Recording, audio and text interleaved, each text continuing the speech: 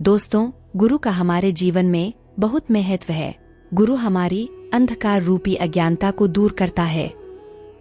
हमारे धर्म ग्रंथों में गुरु को सर्वश्रेष्ठ माना गया है।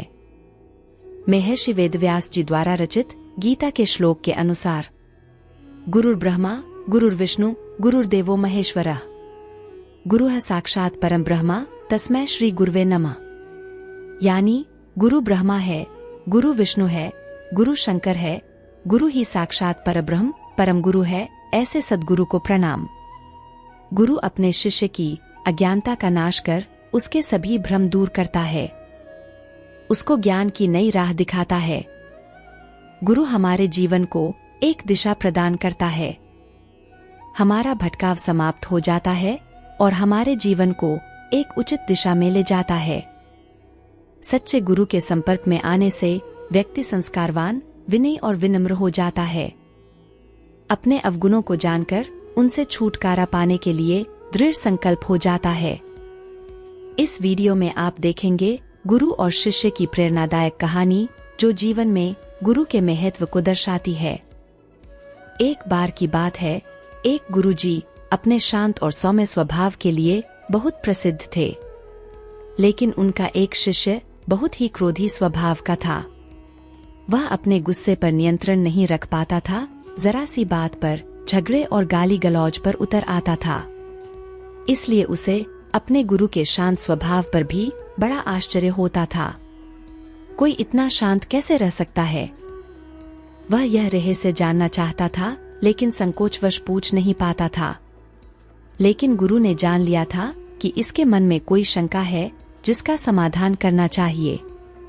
गुरु ने उससे पूछ लिया कि अगर तुम मुझसे कुछ पूछना चाहते हो तो बेझिझक पूछ सकते हो। शिष्य ने कहा, गुरुजी, मैं जानना चाहता हूँ कि आपको कभी क्रोध क्यों नहीं आता?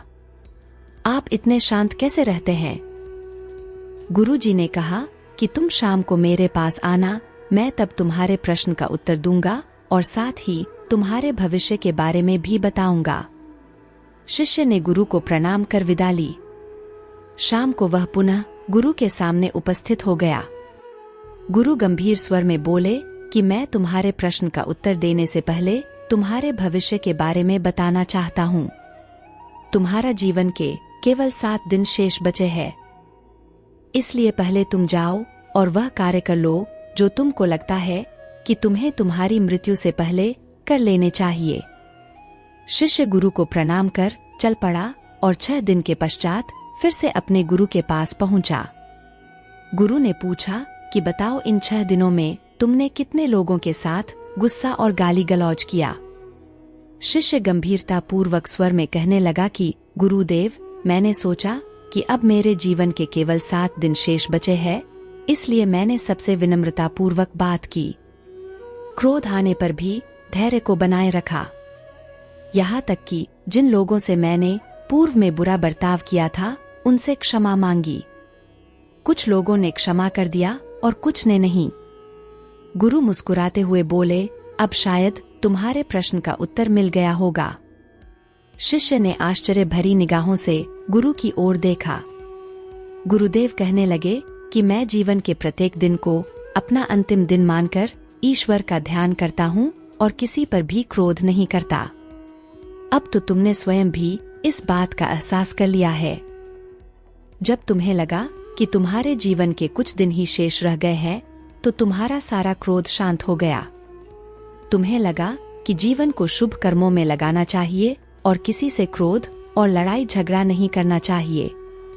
उस दिन से उस शिष्य का जीवन पूर्णतया बदल गया। उसका स्वभाव अब शांत और विनम्र हो चुका था। इसलिए तो कबीर जी कहते हैं, गुरु कुम्हार शिष्य कुंभ है, गढ़ी गढ़ी काढ़े खोट, अंतर हाथ सहार दे, बाहर बाहे चोट। एक बार की बात है, एक गुरु के 2 शिष्य थे। दोनों ही काम से जी चुराया करते थे। गुरु इस बात से भली भांति परिचित थे। एक बार कड़ाके की सर्द रात में बारिश होने लगी। कुटिया के बाहर बंधी गाय के रंभाने की आवाज सुनकर गुरु ने अपने शिष्यों को कहा कि गाय को अंदर ले आओ। शिष्य चालाकी दिखाते हुए बोले कि बंधनों से मुक्त तो गुरु करता है, हम तो स्वयं मोह माया के बंधनों में फंसे हुए हैं। गुरु शांत रहे और खुद ही बाहर बंधी गाय को खोलकर अंदर ले आए। गुरु मन ही मन विचार करने लगे कि इन दोनों को किसी युक्ति से ही रास्ते पर लाना ही पड़ेगा। अगले दिन प्रातः गुरु स्नान के पश्चात पूजा अर्चना के लिए आसन पर बैठ गए। तभी गुरु जी को स्मरण हुआ कि तुलसी के पत्ते तो पूजा के लिए लाया ही नहीं। गुरु जी ने तुरंत दोनों शिष्यों को तुलसी पत्र लाने को कहा। बाहर कड़ाके की सर्दी पड़ रही थी और तुलसी का पौधा गुरु की कुटिया से कुछ दूरी पर था। दोनों ही शिष्य बाहर जाना नहीं चाहते थे। इसलिए एक बोला कि गुरु जी मैं नहीं जानता कि तुलसी का पौधा कैसा दिखता है। दूसरे को लगा कि अब मैं फंस गया हूं, मुझे तो जाना ही पड़ेगा। इसलिए उसने बोलना शुरू किया कि अरे मूर्ख, इतने बड़े हो गए हो तुम तुलसी का पौधा नहीं पहचानते। बगीचे में जिस पौधे के बड़े बड़े पत्ते हैं वही तुलसी का पौधा है। गुरु शांत भाव से बोले कि तुम भी नहीं जानते कि तुलसी का पौधा कौन सा है। कोई बात नहीं, मैं स्वयं ही तुलसी का पौधा ले आता हूँ। लेकिन मैं एक नियम का पालन करता हूँ कि अगर एक बार पूजा के लिए आसन पर बैठ गया तो फिर नहीं उठता। इसलिए तुम दोनों ऐसा करो कि मुझे आसन सहित उठाकर बगीचे में ले जाओ। मैं स्वयं तुलसी का पत्ते ले आऊंगा। वह दोनों पर अपनी ही चतुराई भारी पड़ी। लेकिन अब गुरु को यह तो बोल नहीं सकते थे कि हम दोनों झूठ बोल रहे थे। दोनों ने आसन सहित गुरु को उठाया और बगीचे में पहुंच गए। गुरु ने तुलसी पत्ते तोड़े और बड़े प्यार से उनको बताया कि यह तुलसी का पौधा है। दोनों शिष्य अब गुरु जी को वापस कुटिया में ले आए। उधर गुरु मन ही मन मुस्कुरा रहे थे कि तुम अगर चतुर हो तो मैं भी तुम्हारा गुरु हूँ। वह गुरु ही क्या जो अपने शिष्यों के स्वभाव अनुसार उनको सबक ना सिखा सके। दोस्तों, उम्मीद है गुरु और शिष्य की ये कहानी आपको पसंद आई होगी और आपने कुछ ना कुछ जरूर सीखा होगा।